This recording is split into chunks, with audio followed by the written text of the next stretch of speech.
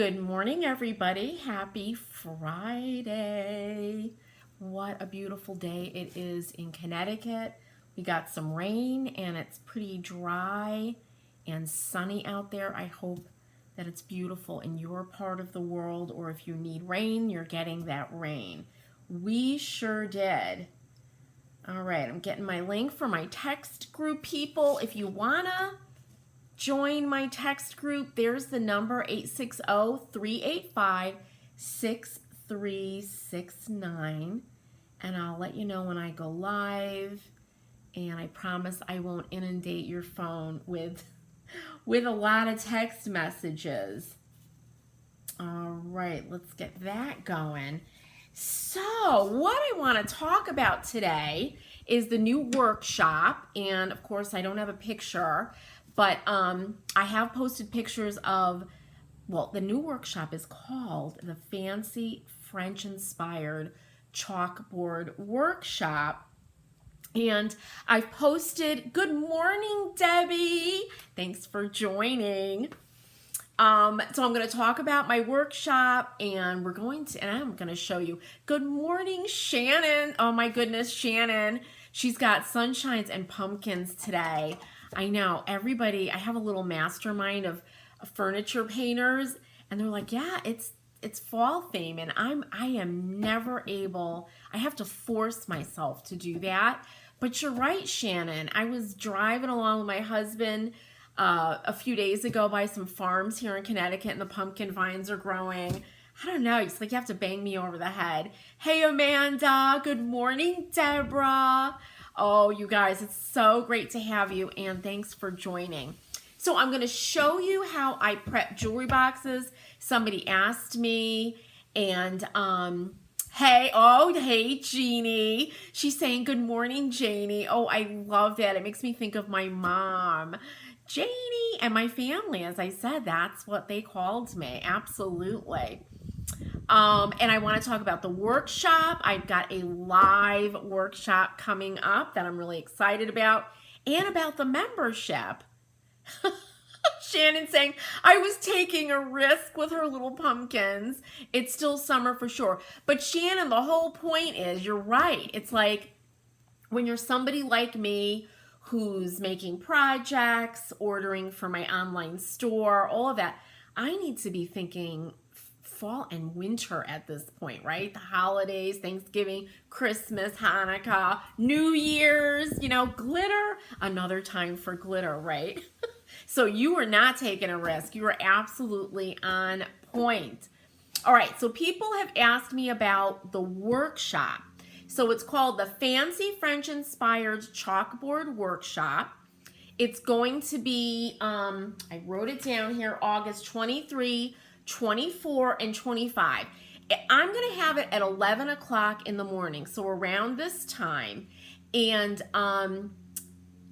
it may go like an hour. It's probably, each lesson's probably going to go longer than that, because I have a lot of different things I want to show you guys.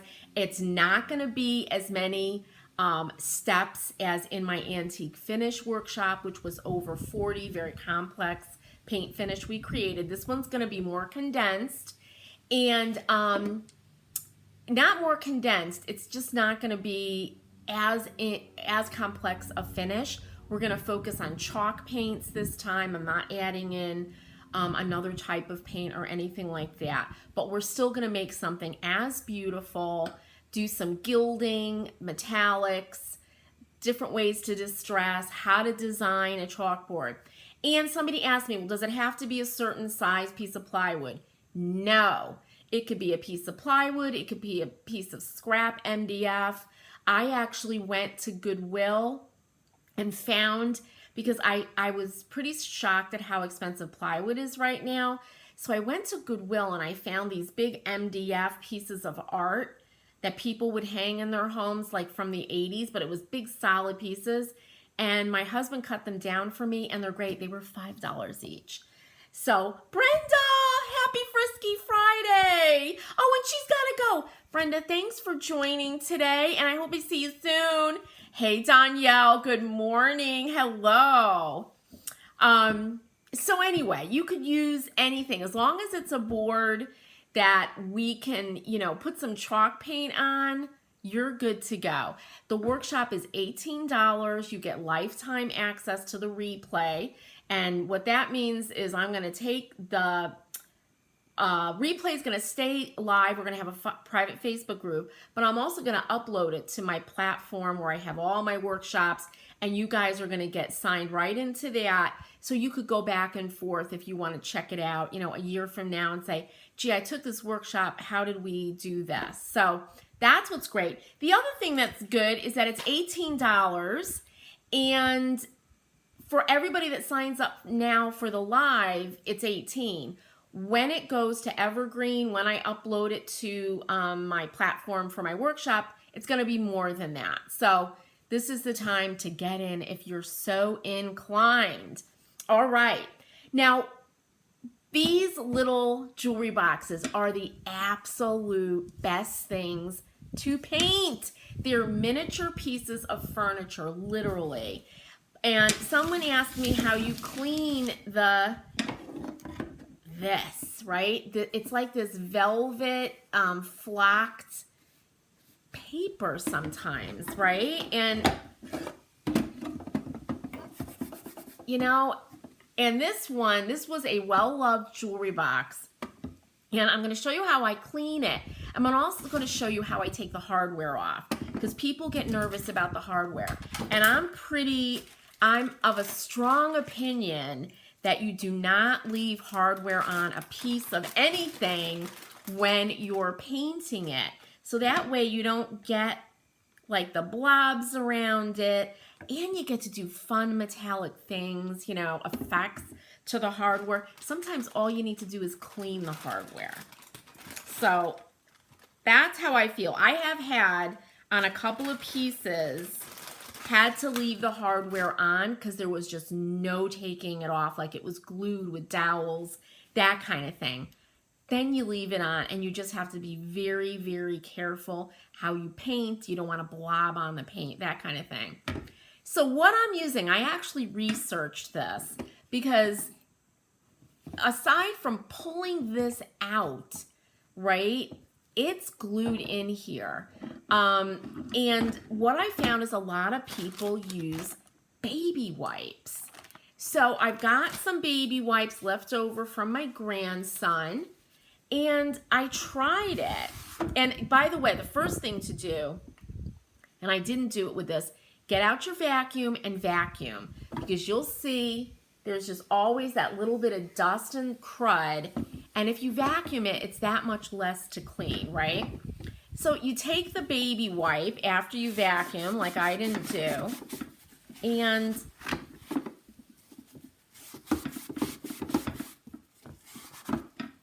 let me tell you, it's definitely lifting up dirt for sure.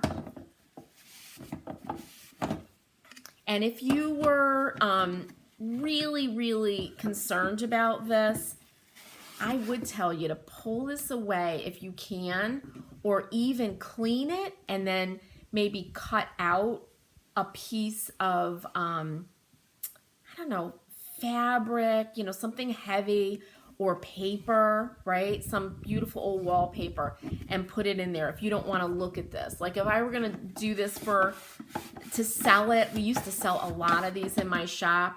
I would definitely somehow remake this. And I bet you can actually paint this. It's like flocked paper.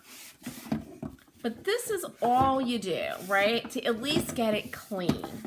And then I found that these baby wipes are really, really good for cleaning the wood, right? But we're going to do that after. Now I want to show you how I get the hardware off. And these are really in. These are like these little tiny knobs, right? And this is a faux, you know, draw. It doesn't do anything. But I had to push it. So I got out my pliers, and you could turn these, and I was able to get these right out like this, right? And let me just tell you, we're going to make this jewelry box over next week. These are going to be beautiful made over. My camera's focusing on this and not on these. But these are, you know, they're little metal, they're white metal knobs, and they're gonna look super cute done over, right? So I'm gonna do the same thing with this, and I'm just turning it to loosen it, and then you could pull that right up. And when I put these back in, I am gonna use glue. Even though these were just, there's no glue and hammered in, I'm definitely gonna use a little dot of glue. Now for the draws, as I like to say, right? I'm gonna keep that like that.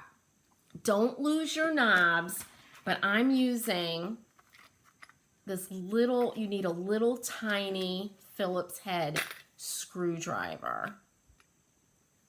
So, and these come right out or off if you don't strip them like I'm about to do. Let's see if I use a larger one. Oh, I can't get it off. Now, there we go. You gotta press down, and I'm sitting, so it's hard for me to get leverage. So you just turn it. Look at the size of this little tiny screw that goes in that drawer, and I'll put these all in a little, either a little envelope or, hang on, or just a little jar or something. I'm gonna see if I can rest the drawer right on my table. Have any of you gone out and found these little jewelry boxes at Goodwill? Because they're just the best. And I even buy them when they're warped and stuff, because I use them for parts. Ugh. All right. And I'm going to tell you, I'm not going to give up. I will have my husband come up here and do this for me. Where's my other little tiny one? The trick is you can't strip. There we go. You can't strip these. All right. There we go. So don't give up. Just don't strip them, because these are so tiny. Oh, Shannon has one. Okay. Shannon, these are the best to make over. Absolutely. And you can try out really cool finishes that you're afraid to try out on a full piece. You could try them out right on a jewelry box. Okay.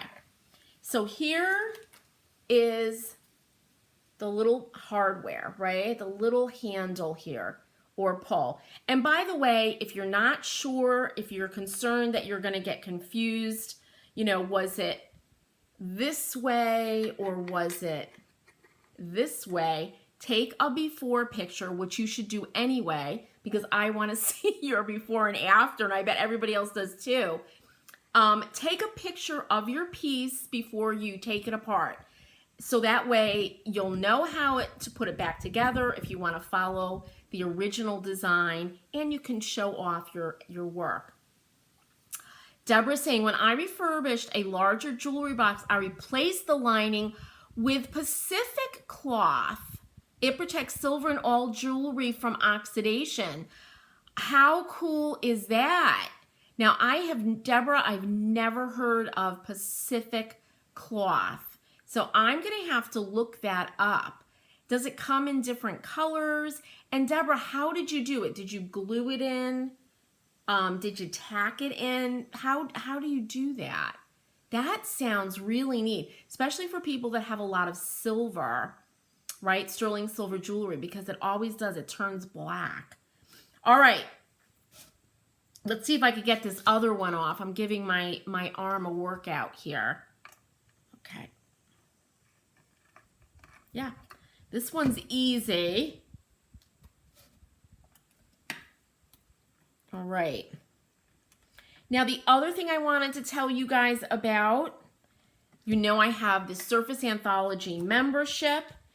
That's going to be closing. So it's going to be open until, when is it? The 28th of August. So then I can focus on my membership and the projects that are going on in there, which they're, you know, when you join, there's over 20 workshops to watch. There's all kinds of good stuff. But the membership is going to close on the 28th. So if you want to join, this is the time to join. You'll get the Fancy French Chalkboard workshop. That is a part of, I guess it's a bonus for people who join now. And if you're already in the Surface Anthology membership, that's included. So you don't need to sign up for that. All right. And it's only 23 bucks a month, which is good. You see this, that's all the dirt too. This is another reason I take it off. And you just want to wipe that away. I mean, these don't get really gross like kitchen cabinets do. So you don't need to get out, you know, your TSP cleaner or anything like that. But you definitely want to give these a good clean. And the baby wipes work really well. And they don't leave any kind of a film. Like, don't use Dawn. I don't care what anybody says. I believe Dawn leaves a film on wood. Simple Green works great. Just water it down. And this is it. This is all I do, you guys, to get these ready. And as I said, put all that hardware in one spot. The other thing I want to tell you, you can clean. These are made from white metal. They're usually not brass. Brass would be for something that's a little, you know, more high end. I'm pretty sure these are white metal. I don't know that I would soak these. I would probably put these in some warm soapy water to clean them, scrub them with an old toothbrush, and then immediately let them dry. Don't put the screws into the solution. These are brass, and we don't want to, I don't know, sometimes it just cruds up, actually, the screws. And if they're not brass, if they're made out of another metal, they might rust, and that's not good. Good morning, Vanessa. Thanks for joining us. Deborah is saying Pacific cloth, and boy, am I going to look this up after this live is over. Pacific cloth comes in many colors. It's the cloth that often used to prevent silver from tarnishing. Originally, one could purchase it in brown only. That's got to be the ones that are lining those big, when you have a sterling silver service, you know, flatware, that kind of thing, right? And I bet they use it in jewelry stores and everything like that. Deborah, thank you so much for that tip. I'm going to look that up for sure. All right, you guys, that is it for today. Next week, I'm going to fancy this thing up. And you know what's really interesting in here? This piece of wood, you can actually see, I just realized it, bark. Bark from the tree, you know? But I'm going to continue to take everything off. I'm going to wipe it all down with my baby wipes. And then I'm going to decide, do I want to go with milk paint? Do I want to go with the clay-based or with chalk paint? Lots of options. I'm definitely going to be doing something fun with the hardware though. All right. So you guys, if you're interested in taking the workshop, I've been posting it everywhere. It's called the Fancy French Inspired Chalkboard Workshop. It's $18. It's going to be live in a private Facebook group. If you can't make the live, it doesn't matter, because you're going to get to watch the replay, and you'll get lifetime access to the workshop and the Surface Anthology membership. You go to surfaceanthology.com, click on membership. That is open until August 28th. It's $23 a month. You get tons of workshops. We do live painting tutorials.